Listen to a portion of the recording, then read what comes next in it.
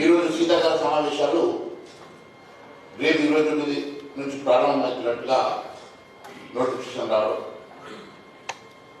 మరి గతంలో కూడా మాన్సూన్ సెషన్స్ కేవలం ఒకే రోజు సెషన్స్ నడిపినటువంటి ఘనత రేవంత్ రెడ్డి ప్రభుత్వం. పార్లమెంటరీ ప్రొసీజర్స్ కనీసం 100 రోజులు అసెంబ్లీలో చర్చ జరగాలి, ప్రజా సమస్యల మీద చర్చ జరగాలని, అనేకమైనటువంటి అంశాల మీద చర్చ జరగాలని చెప్పి ప్రజలు ఎదురు చూస్తున్న సందర్భంగా తెలంగాణ రాష్ట్రం వచ్చిన తర్వాత పార్లమెంటరీ ప్రొసీజర్స్ దుమ్ములో దొరికి అదే బాటలో నడుస్తున్నటువంటి రేవంత్ రెడ్డి ప్రభుత్వం కూడా మాన్సూన్ సెషన్స్ కి ఒకే ఒక రోజు నడిపి ఏ చర్చ కూడా ఈ అంశం కూడా చర్చకు రాకుండా మరి పూర్తిగా పార్లమెంటరీ ప్రొసీజర్స్ దుమ్ములో దొరికినటువంటి రేవంత్ రెడ్డి ప్రభుత్వం ఇప్పుడు కూడా శీతాకాల సమావేశం ఎన్ని రోజులు సమావేశపరుస్తారు దాని మీద ఇప్పుడు క్లారిటీ లేదు. మరి రేపు బీఎస్సీలో మాట్లాడిన తర్వాత నిర్ణయిస్తాం.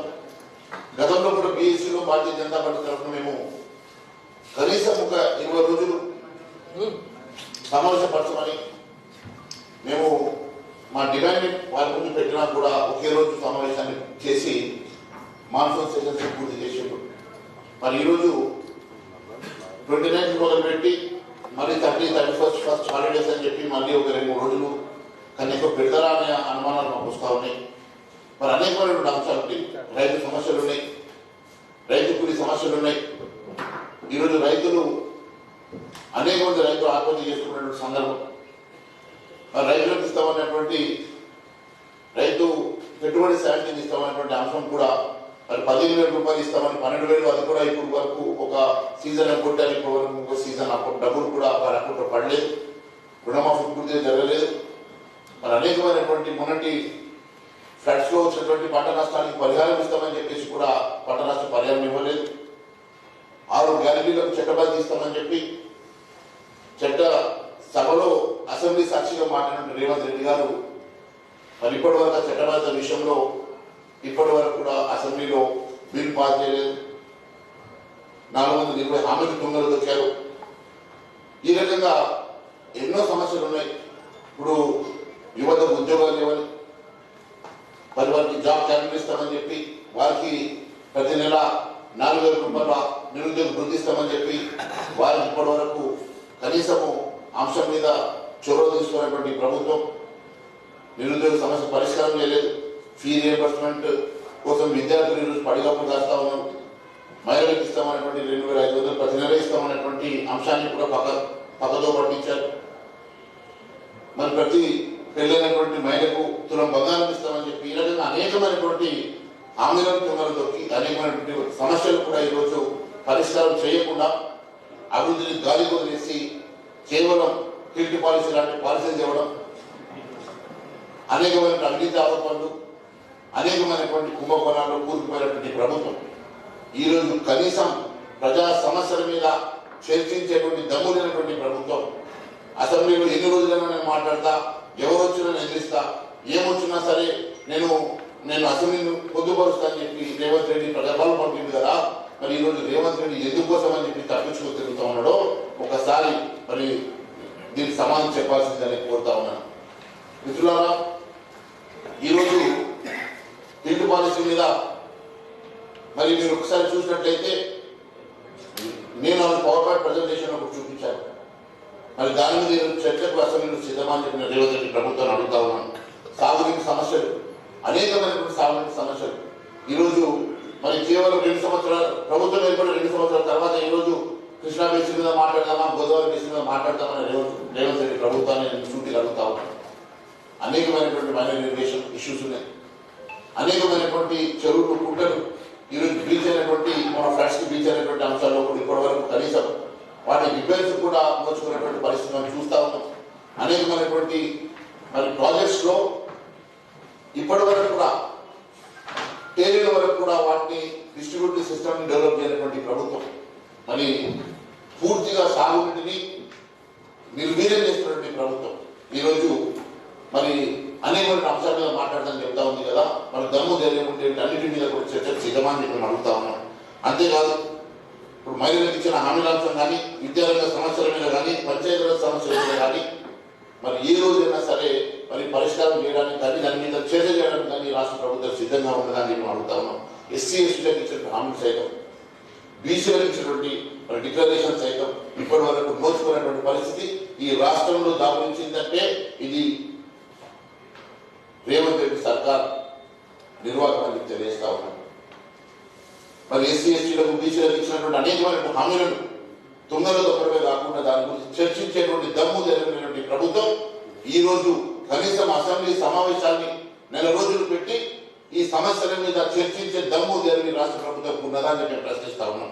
అంతేకాదు గృహ నిర్మాణ శాఖలో మరి ఇళ్ల విషయంలో అనేకమైనటువంటి హామీలు ఇచ్చి ఈరోజు వాటిని తూటుపడిచేటువంటి పరిస్థితులు మనం చూస్తా ఉన్నాం. సామాజిక పెన్షన్ విషయంలో కానీ, రెవెన్యూ శాఖలో భూముల సమస్యలు, ఈరోజు ధరణి మీద అనేకమైనటువంటి కుంభకోణాలు ఉన్నాయి, ఆరోపణలు చేసి లక్షల కోట్ల రూపాయల కుంభకోణాలు ఉన్నాయని ఆరోపణ చేసిన రేవంత్ రెడ్డి గారి సర్కార్ దాని మీద ఏం చర్య తీసుకున్నది? ఈరోజు కొత్తగా ధరణి పేరులో భూహారతని భూహారత తీసుకొచ్చి ఉన్న భూమిని హారతి పట్టించేటువంటి రేవంత్ రెడ్డి సర్కార్ పాత వాటన్నింటినీ కూడా ఒక్క దాని ఇప్పటి వరకు కూడా ఎంక్వైరీ చేసేటువంటి దమ్ము లేదు. కానీ కొత్తగా తీసుకొచ్చినటువంటి స్కీమ్ లో సెటిల్మెంట్ చేసుకోవడానికి మాత్రం వారి సమయం కేటాయిస్తున్నారు తప్ప అసెంబ్లీలో సమస్యల పరిష్కారం కోసం చర్చించేటువంటి కనీస ధైర్యమైనటువంటి ప్రభుత్వం దీనికి సమాధానం చెప్పాలని అడుగుతా ఉన్నాం. విద్యుత్ రంగ సమస్యలు అనేకంగా ఉన్నాయి. ఎక్సైజ్ శాఖలో విపరీతమైన అవినీతి, ఎక్సైజ్ శాఖలో విపరీతమైనటువంటి అవినీతి మీద ఒకవేళ వీళ్ళు చర్చించే దమ్ము ధైర్యం ఉందా అని నేను ప్రశ్నిస్తా ఉన్నాను. అంతేకాదు బీసీ సంక్షేమ సమస్యలు ఉన్నాయి. అంతేకాదు వైద్య ఆరోగ్య శాఖలో ఉన్నటువంటి అనేకమైనటువంటి అంశాలు ఇప్పటి వరకు అనేక నియోజకవర్గాల్లో కనీసం మరి 100 పడకల ఆసుపత్రి నిర్మాణం లేక, అక్కడ ఉన్నటువంటి మరి ఆసుపత్రిలో మందులు లేక, మందుల కొరత ఉండి చిన్న చిన్న మరి డిస్పెన్సరీలో కూడా పబ్లిక్ హెల్త్ పూర్తిగా ఈ రోజు ఈ రాష్ట్రంలో నిర్వీర్యమైంది. మరి వాటి మీద కూడా మరి చర్చించేటువంటి దమ్ము జరిగి రాష్ట్ర ప్రభుత్వానికి ఉన్నదని అడుగుతా ఉన్నాను. ఈ హాస్పిటల్లో కూడా కనీసం మందులు, బీపీ షుగర్ కావాల్సిన మందులు కూడా ఇచ్చే పరిస్థితులు ఈ రాష్ట్ర ప్రభుత్వం లేదు. అనేకమైనటువంటి పేద నిరుపేదలు ఈరోజు ప్రభుత్వ ఆసుపత్రి మీద డిపెండ్ అయినటువంటి వారందరూ కూడా ఈరోజు మరి అనేక సమస్యలు ఎదుర్కొంటా ఉంటే వాటికి అలకేట్ చేసేటువంటి నిధులు లేవని చెప్పేసి రాష్ట్ర ప్రభుత్వం తప్పించుకుంటా ఉన్నది. ఆటో డ్రైవర్ ఆదుకుంటామని చెప్పి ఆటో డ్రైవర్ను పూర్తిగా ఈరోజు మోసం చేసినటువంటి ప్రభుత్వం ఆ సమస్య మీద మరి మాట్లాడేటువంటి దమ్ము జరిగిన రాష్ట్ర ప్రభుత్వం ఉన్నదని అడుగుతా ఉన్నాం. అంతేకాదు ప్రజా దర్బార్ నిర్వహిస్తాం, దాన్ని బిఆర్ అంబేద్కర్ గారు పెడతామని చెప్పినటువంటి రేవంత్ రెడ్డి గారు ఈ రోజు ఏమైంది మీ ప్రజా దర్బారు?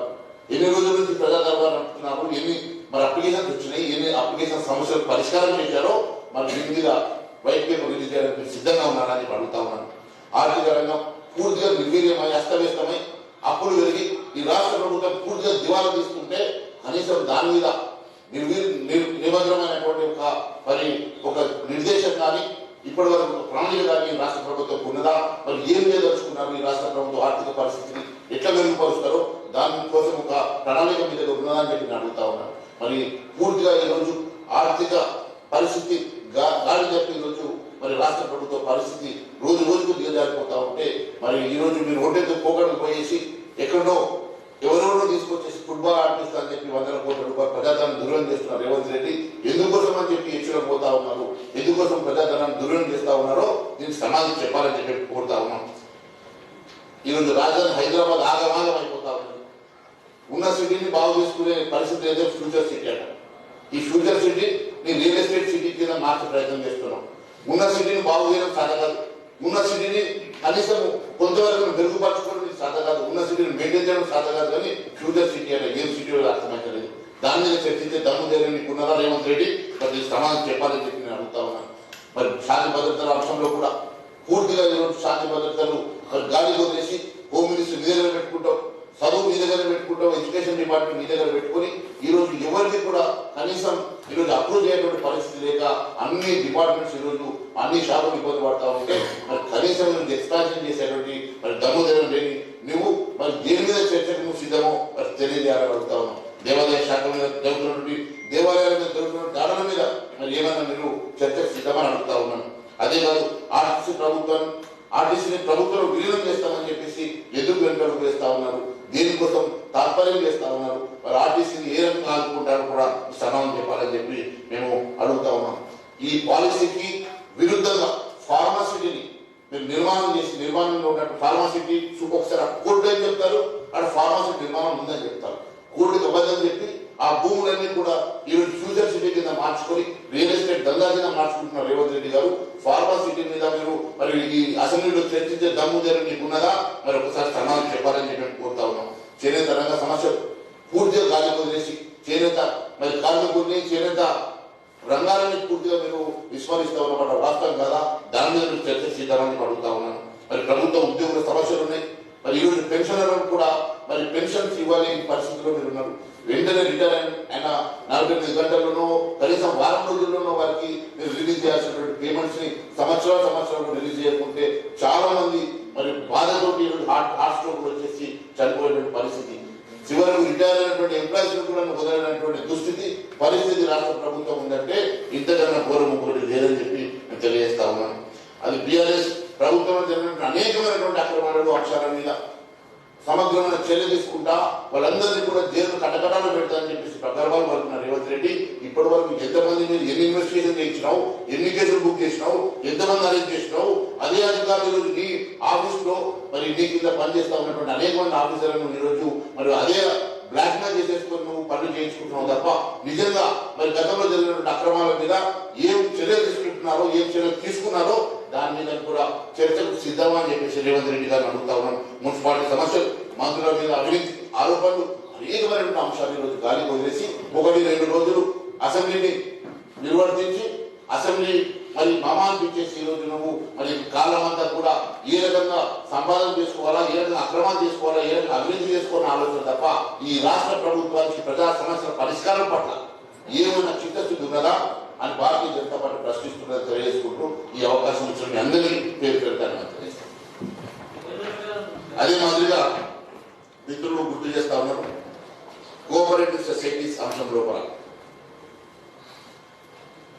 ప్రజల చేత ఎన్నుకోబడి రైతుల చేత ఎన్నుకోబడి సంఘాలలో మెంబర్లు ఉన్నటువంటి రైతులు ఎన్నుకున్నటువంటి డైరెక్టర్లు చైర్మన్ ఎన్నుకొని రైతుల సమస్యల పట్ల అవగాహన ఉండి రైతు సమస్యల పరిష్కారానికి ఉపయోగపడేటువంటి మరి సొసైటీస్ ని పిఎస్సిఎస్ ని కూడా ఈరోజు డిజాల్వ్ చేసేసి అపాయింట్ చేస్తాం, పొలిటికల్ అపాయింట్మెంట్ చేస్తామన్న రేవంత్ రెడ్డి గారి ఆలోచన ఒక క్రిమినల్ కాన్స్పిరసీగా మేము అభివర్ణిస్తా ఉన్నాం. ఈరోజు రాష్ట్రంలో ఉన్నటువంటి వ్యవసాయదారులను పూర్తిగా విస్మరించి రైతు ఉన్నటువంటి అనేకమైనటువంటి సమస్యలను పరిష్కరించకుండా రైతు సమస్యలను పరిష్కారం చేయకుండా మీరు అన్యాయం చేస్తూ మరొక వైపు ఈ రైతులకు ఆయుపట్టైనటువంటి పిఎస్సిఎస్ ని ఈరోజు పొలిటిసైజ్ చేసేటువంటి ఆలోచన ఒక criminal conspiracy Bharatiya Janata party ఎట్టి పరిస్థితుల్లో ఈ అంశం మీద పోరాటం చేస్తే తెలియదు.